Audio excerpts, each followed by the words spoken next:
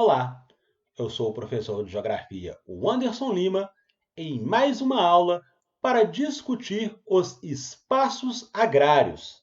Conteúdo este cobrado dos alunos do segundo ano do ensino médio da rede do Colégio Tiradentes. Então, para iniciarmos aí a discussão de hoje, temos uma distinção entre a agricultura familiar e a agricultura não familiar. Essa distinção ela será feita levando em consideração a gestão da mão de obra. Então, este é o nosso critério na hora de fazer essa distinção. A agricultura conhecida como familiar, ela vai ter a mão de obra predominante aí, sendo ela formada pelas pessoas que compõem ali o núcleo familiar. Daí o nome dado para essa modalidade de agricultura. Quando eu penso na agricultura não familiar, eu vou relacionar a mão de obra com a questão do assalariado. Então, a mão de obra, neste caso, é uma mão de obra assalariada. Então, essa é a distinção que eu vou fazer entre os dois tipos de agricultura, citando ainda que a agricultura não familiar pode ser denominada também de empresarial ou de patronal.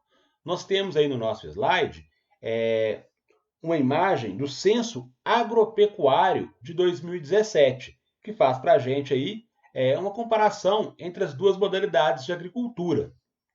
Quando eu penso em relação à área, o espaço que é ocupado, então, com as propriedades rurais aqui no país, eu vou observar o seguinte: 77% da área do espaço disponível para plantação ele é ocupado pela agricultura não familiar, restando apenas 23% para a agricultura, então, familiar. Quando eu penso na questão dos estabelecimentos, os estabelecimentos é a quantidade de propriedades que eu tenho espalhadas aí ao longo do território brasileiro. A situação ela faz o quê? Ela vai se inverter. Agora, 77% dos estabelecimentos, da quantidade de propriedades, é formada por agricultores de origem familiar e os 23% restante pela agricultura não familiar. A gente vai ver no próximo slide uma situação muito importante em relação a essa distribuição de área e de estabelecimentos, que a agricultura familiar, mesmo ocupando apenas 23% do espaço disponível, é essa agricultura familiar que é responsável por abastecer o mercado interno. É essa agricultura familiar que fornece aí a maior parte dos alimentos que a gente tem no nosso dia a dia. Então, aqui eu tenho algumas características da agricultura familiar. A primeira delas é o predomínio da mão de obra familiar na produção e na administração aí das terras. Então, quem administra, quem controla a propriedade é o próprio núcleo familiar e posso ter também, dentro dessa modalidade, a mão de obra assalariada. Ela, porém, não é predominante. Então, é o grupo familiar que vai gerir, coordenar, administrar a propriedade. Em algumas situações, será necessária a contratação de pessoal. Então, eu posso ter também a mão de obra assalariada, mas ela não é a predominante. E ocupa a maior parte das propriedades rurais do Brasil. É o que a gente viu no slide anterior. A quantidade de estabelecimentos ocupados aí pela agricultura familiar, ele predomina aí com quase 80% das propriedades do país, ela é composta pela agricultura familiar. E essa agricultura que eu havia citado anteriormente, que garante a segurança alimentar do país. Por quê? Porque a produção familiar ela abastece o mercado interno. Então, praticamente todos os alimentos que chegam aí na nossa mesa diariamente são produzidos pelos agricultores familiares. E aí, uma situação importante que é o seguinte: a agricultura familiar ela tem lá a questão da subsistência, ou seja, eu estou produzindo para abastecer o meu núcleo familiar e o que eu tenho de excedente eu vou destinar aí para ser comercializado. Só que o que ocorre? Eu acabo tendo aí várias pequenas propriedades e esses agricultores eles acabam tendo um excedente que nem sempre é tão grande assim. Então, uma das alternativas para o agricultor familiar é a formação de cooperativas, o cooperativismo. Então, dessa maneira, eu junto a produção de pequenas propriedades e, no final das contas, essa produção, que era pequena, considerando apenas uma propriedade, passa a ser uma produção muito grande, levando em consideração as propriedades vizinhas, por exemplo. E aí eu tenho um poder maior na hora de comercializar isso aí no mercado interno. Então, o cooperativismo ele é uma das situações aí que favorece a agricultura familiar no nosso país. E eu tenho aqui também uma outra imagem, também do Censo Agropecuário de 2017, que mais uma vez faz aí comparações entre a agricultura familiar e não familiar. Então aí eu tenho nesse gráfico mostrando a seguinte situação. De 2006 até o ano de 2017, o que ocorreu com a agricultura familiar? Nós tivemos, em relação à quantidade de estabelecimentos, uma queda de 9,5%. Então, a quantidade de propriedades ligadas lá à agricultura familiar, ela vem diminuindo ao longo do tempo. Mesma coisa ocorre com o pessoal ocupado. A quantidade de pessoas trabalhando na agricultura familiar teve uma queda de 17,6% e já a área que essas propriedades ocupam teve uma queda menos expressiva, mas também é uma queda de 0,5%.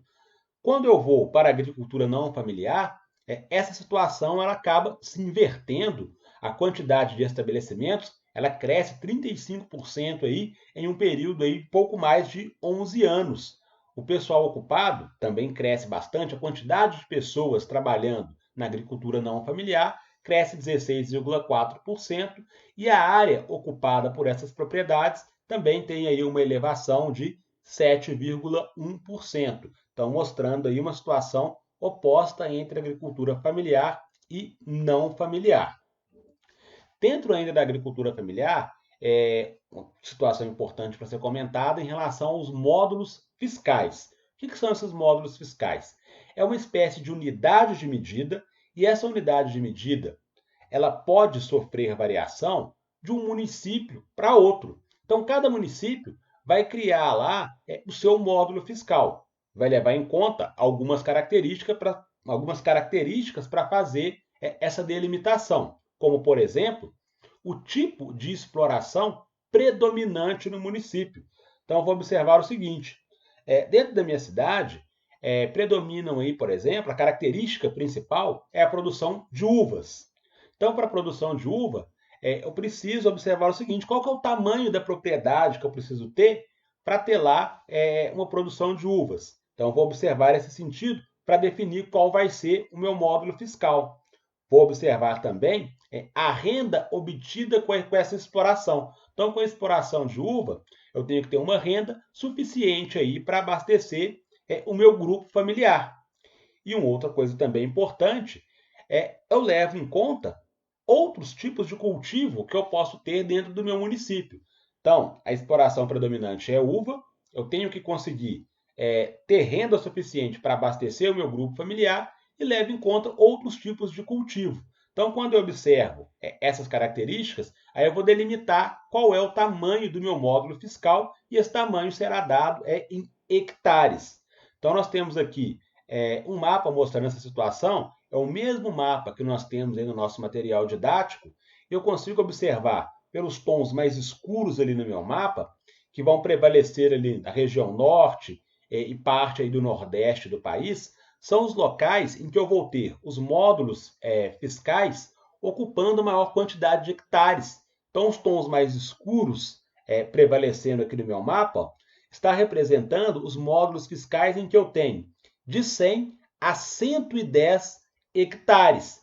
E à medida que eu vou tendo aqui, em relação à questão das cores, tem uns tons mais claros, a quantidade de hectares do meu módulo fiscal vai diminuindo. Quando eu chego na região sudeste ou na região sul do Brasil, eu vou observar o seguinte, que esses módulos fiscais eles vão se tornar cada vez menores.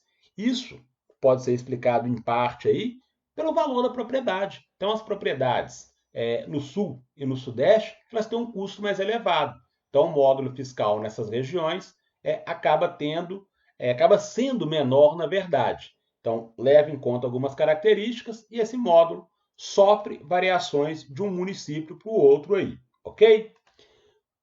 Características agora da agricultura não familiar, posso chamá-la também aí de agricultura patronal, a gente pode encontrar essas variações aí na nomenclatura.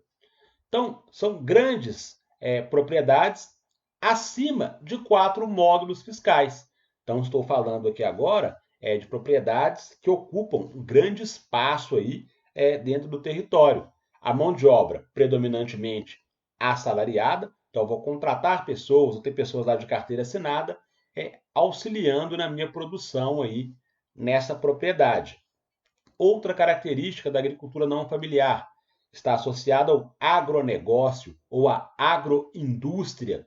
Então aqui já é uma outra situação que é o seguinte, o foco é a produtividade. Então eu tenho que conseguir produzir ocupando a menor área possível, ter a maior produção, visando o quê? A exportação depois de tudo que está sendo produzido. Então o foco da agricultura não familiar ela é o mercado externo. Por isso eu tenho que ter também aqui o uso da biotecnologia, o uso da mecanização. Quando eu falo aqui de biotecnologia, eu posso associar, por exemplo, com a questão dos transgênicos, com as sementes geneticamente modificadas. Então, dentro lá de uma propriedade, estou tendo um cultivo, qualquer que seja, e eu posso ter alguma perda aí da minha produção em função de alguma praga que vem atacar ali a minha plantação. Então, quando eu penso na biotecnologia, eu vou produzir lá uma semente geneticamente modificada e a modificação genética nessa semente ela vai ocorrer exatamente para inibir lá uma determinada característica que acaba atraindo um predador para minha plantação. Então, isso é o uso da tecnologia, da biotecnologia, em favor aí da minha produção. Então, isso é uma característica relacionada à agricultura não familiar. Essa produção não abastece o mercado interno. Então, o que é produzido na agricultura não familiar acaba sendo vendida para outros países, o mercado externo. E tem o foco aí nas commodities. O que seriam essas commodities? A gente acompanha agora nessa nova tela.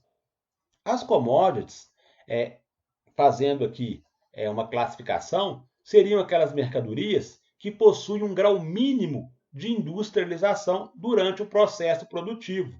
Então, essas mercadorias estão relacionadas lá com o setor primário. Lembra da aula anterior que a gente comentou que o setor primário ele é voltado lá para agricultura, para exploração mineral. Então, os produtos que vêm da agricultura ou da mineração, eles ainda não têm, não passaram por um processo industrial para, digamos assim, passar a ter um valor agregado maior. Se eu tenho lá na minha propriedade a produção de laranjas, por exemplo, então essa laranja, quando ela é vendida, por exemplo, para um outro país, ela é uma commodity. Quando essa laranja retorna, por exemplo, ao Brasil, já no formato lá de um suco de laranja, ela já passou por um processo de industrialização. Então a commodity são os produtos relacionados à agricultura e à exploração mineral, relacionados lá ao campo, relacionados ao setor primário. Então, ainda não passou pelo processo industrial. E essas commodities, elas são vendidas, negociadas aí no mercado internacional e acabam sofrendo oscilações. Então, diariamente aí essas commodities acabam tendo mudança no preço. Então, hoje se eu vendo lá uma tonelada de laranja por um determinado preço, amanhã isso já sofreu uma alteração. Então, isso é uma das situações a se levar em conta em relação às commodities. No nosso mapa, tenho aqui alguns países com as principais commodities que são produzidas por eles. Então, os Estados Unidos ali, eu tenho o trigo, a soja, o milho, o algodão, como commodities aí bastante importantes. Quando eu penso do Brasil, a questão da soja, o açúcar, o café, a carne de frango, são commodities brasileiras bastante importantes aí no mercado internacional. E essa negociação de produtos gera uma quantia muito importante que acaba entrando no nosso país. Isso contribui lá para o PIB, o nosso produto interno bruto. O Brasil ele é um país com vocação agrária. Então, boa parte da nossa produção, do nosso agronegócio, dessa agricultura não familiar, ela acaba sendo vendida como commodities para outros países. E esses recursos que entram da venda desses produtos auxiliam lá no nosso PIB, a soma das riquezas do Brasil aí, ao longo de um ano. E por fim, nós chegamos aqui nas modalidades agrícolas. Então, nessas modalidades agrícolas aqui, são três as principais. A imagem representada aqui no nosso slide, ela é um recorte da página 12 do nosso material didático. Então, se você for lá no material didático, você vai encontrar essa mesma imagem lá nas modalidades agrícolas. Então, a primeira modalidade citada ali é agricultura convencional, ou a modalidade convencional, como o próprio nome já diz aqui, ela é a forma mais comum, a modalidade mais comum aí praticada no país. Quais são as características dessa modalidade? Primeiro que ela apresenta lá a questão dos transgênicos. As sementes elas são geneticamente modificadas, visando aí uma alta produtividade, visando a exportação aí dessa produção para outros países. Tenho também como característica da agricultura convencional o uso dos agrotóxicos, dos fertilizantes. Isso para o quê? Inibir a presença de alguma praga na minha plantação que, de alguma maneira, pode contribuir para a diminuição da minha produtividade. Por isso, eu vou utilizar lá esses agrotóxicos. E o grande problema da agricultura convencional é o impacto ambiental que é gerado, boa parte em função do uso aí desses agrotóxicos, que, por exemplo, podem contaminar o solo. Então, isso vai prejudicar a longo prazo aí a fertilidade do solo. Então, isso também é uma característica da agricultura convencional, o grande impacto ambiental que acaba sendo gerado.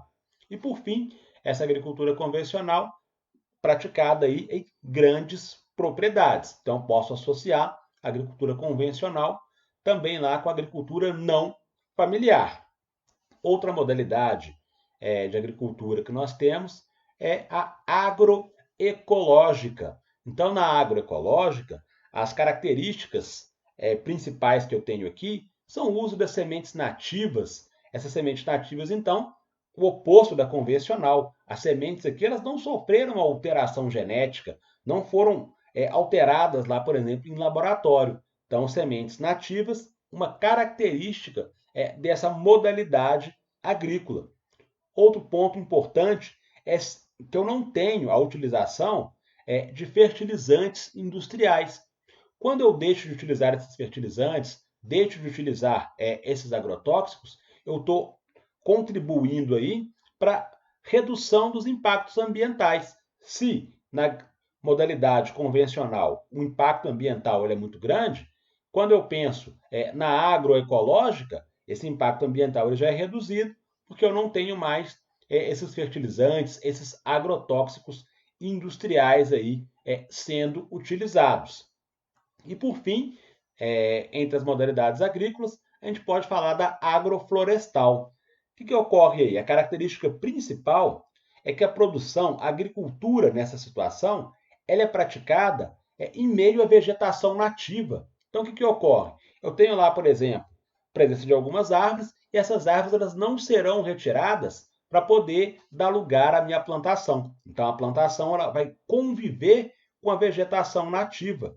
Isso traz algumas vantagens aí, que as árvores presentes, por exemplo, nessa propriedade, elas podem auxiliar lá, contribuindo com a sombra necessária, que às vezes o excesso de radiação solar pode prejudicar. Então, a sombra, ela ajuda a controlar aí a presença da radiação. E um outro detalhe, já que essa agricultura é praticada em meio à vegetação nativa, que a própria folhagem dessa vegetação auxilia na fertilidade do solo. Então, aquela folha que cai, por exemplo, da árvore ali, ela é uma matéria orgânica que vai auxiliar na fertilidade do solo. Então, isso é uma das situações importantes, uma das vantagens da modalidade agrícola agroflorestal. O que ocorre também? Eu posso citar que o impacto ambiental na modalidade agroflorestal ela é o menor possível entre as três modalidades. A agroflorestal ela seria, na verdade, uma espécie de radicalização em relação à modalidade agroecológica. Então, aqui o impacto ambiental ele é o menor. Eu estou pensando na questão da sustentabilidade, pensando na questão ambiental, já que eu não tive que retirar a vegetação nativa, eu não teve que ter nenhum tipo de desmatamento para a minha produção. Ok? Então, aqui tem uma outra informação em relação aos transgênicos. Nós já comentamos do que se trata, a alteração genética ali das sementes. Para encerrar, então, a nossa aula, eu tenho aqui um exercício para observarmos como que isso é cobrado da gente lá na hora das avaliações. Então, agora, um pause no nosso vídeo, responder a questão, depois voltar aqui para o vídeo para observar os comentários aí, ok? Então, nessa questão, fala o seguinte: sobre a agricultura familiar no Brasil, afirma-se que. Então, tem que observar características que, de alguma maneira, serão compatíveis com a agricultura familiar. No 1, fala que o trabalho, a administração e as decisões sobre o que e como produzir na atividade com a terra são atribuições da família que detém a posse. Ok, então isso é uma característica da agricultura familiar. A administração e as decisões sobre o que e como se produzir alguma coisa é feito aí pelo grupo familiar. As pessoas que compõem a família tomam essa decisão. Então, realmente é uma característica da agricultura familiar. No 2, atingiu grande desenvolvimento tecnológico com seleção de sementes, uso intensivo de fertilizantes e utilização de silagem para armazenar a produção. A característica mostrada aqui no item 2, ela já corresponde à agricultura não familiar, aquela agricultura associada lá ao agronegócio, por exemplo. Então, o item 2, não posso considerá-lo como certo, levando a agricultura familiar aí como meu objetivo. O item 3, fala que a produção é obtida em pequenas e médias propriedades com a utilização de mão de obra familiar. Ok, é uma característica que sim posso relacionar com a agricultura familiar. E por fim, o item 4, que fala que o somatório da produção de vários pequenos e médios produtores, por meio do cooperativismo, tem possibilitado aumentar a participação nos mercados nacionais. Sim, é o que a gente falou aí durante a nossa aula. Então, as pequenas propriedades associadas à agricultura familiar abastecem o núcleo familiar, o excedente acaba sendo comercializado. Para conseguir aí um valor maior na hora de vender esse produto, eu associo vários pequenos produtores em cooperativas para depois vender a minha produção. Então, os itens que correspondem à agricultura familiar são os itens 1, 3 e 4. 1, 3 e 4 corresponde à nossa letra C de casa. Ok, meninos? Com isso, chegamos ao final aí de mais uma aula. Aguardo vocês no próximo encontro. Bons estudos!